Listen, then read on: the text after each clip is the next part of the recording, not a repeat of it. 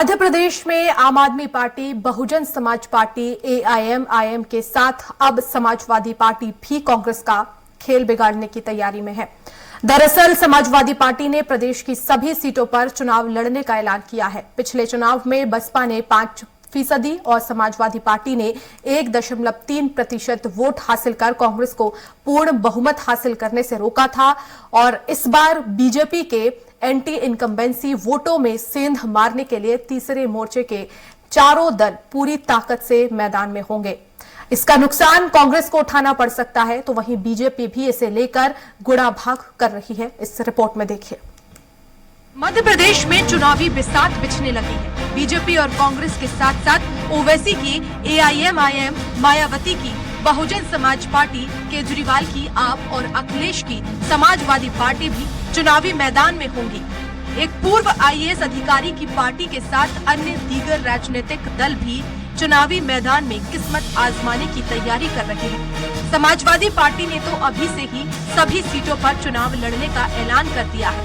Party ने 50 सीटों को आइडेंटिफाई किया है, जहां वह पूरी ताकत से बीजेपी या कांग्रेस में से किसी एक का खेल बिगाड़ सकती है।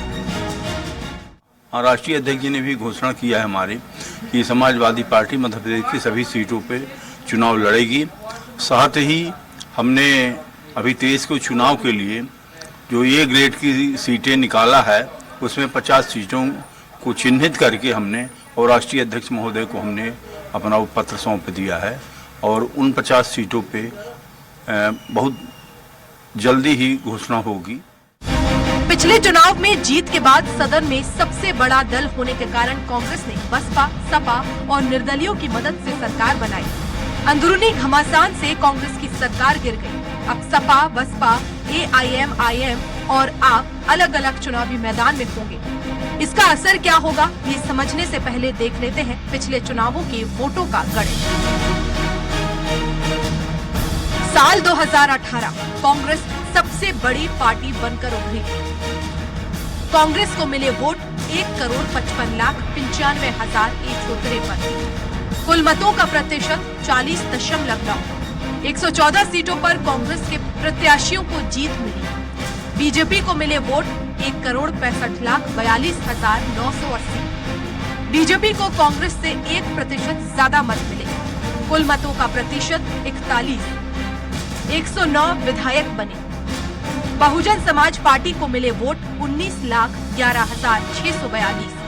कुल मतों का प्रतिशत 5। 2 सीटों पर जीत। समाजवादी पार्टी को मिले वोट 4,96,025। कुल मतों का प्रतिशत 1.3। 50 सीटों पर चुनाव लड़ा, 1 सीट जीतने में सफल हो सके। निर्दलीय उम्मीदवारों को मिले वोट 22,18,230। कुल मतों का प्रतिशत 5.8। 4 निर्दलियों को जीत नसीब हुई। जाहिर है बीजेपी को ज्यादा वोट मिले, लेकिन कांग्रेस से कम सीटें। कांग्रेस को और वोट मिल सकते थे, लेकिन सपा, बसपा और निर्दलियों ने उसके वोट भी काटे। अब समान विचारधारा वाले दलों में सपा पर आपका पूरी सीटों पर लड़ना दोनों के लिए शोध का विषय बन गया है। अगर सबका उद्देश्य भाजपा के खिलाफ एक मोर्चा बनाना है और उसमें वो सब लोग शामिल होंगे। बसपा मौके के हिसाब से फैसला लेती है, वो तब तय करेगी जब बहुमत किसका आता है। बसपा एक्सपोज हो गई है। बसपा का आधार अब मध्य प्रदेश में नहीं बचा है।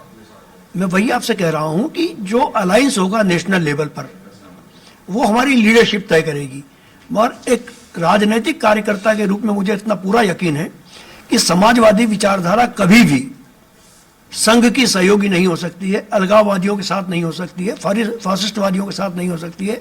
हाँ, फर्क जरूर कांग्रेस को पड़ने वाला है, क्योंकि कांग्रेस के वोट बैंक में ये सेंध लगाने ऐसा लग रहा है कि सब कांग्रेस से सब लोग, सबका मन भर चुका है और वो कहीं न कहीं ऐसे दल को देखते हैं जो कांग्रेस के वोट बैंक वाले जो मतदाता हैं कि किसी तीसरे दल को वो डाल सके। नहीं, भारतीय जनता पार्टी को कोई फर्क पड़ने वाला नहीं। हमारी सरकार तय और अब की बार 200 पार के साथ हम मैदान में उतरेंगे। समान विचारधारा वाले वोट समान विचारधारा वाले दल ही काटते हैं। ऐसे में इन दलों से कांग्रेस को ज्यादा नुकसान हो सकता है।